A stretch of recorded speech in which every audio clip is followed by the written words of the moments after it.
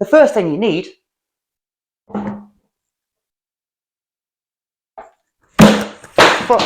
and tickles your nostrils. Quiet! If you come across any bruised, mouldy looking bits on your pears, remove it, cut it out. Is transfer the liquid into a clean, sanitised and pouring to the fermentation vessel the chunks of pineapple and the juice as well from your tinned pineapple. Ah, balls! Man!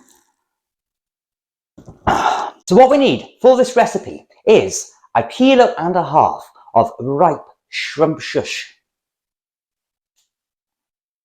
Open! And normally the supermarket El Cheapo wines, and normally the supermarket El Cheapo juices, you want to add the juice and halves of, and the blueberry wine has been, not blueberry is it, it's bloody blackberry. For fuck's sake, man, right then. Won't open, sticky fingers.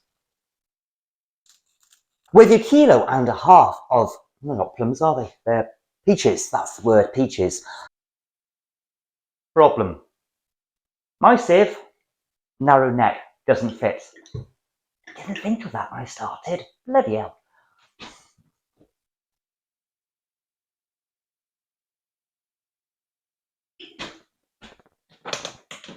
With your 1.5 kilos of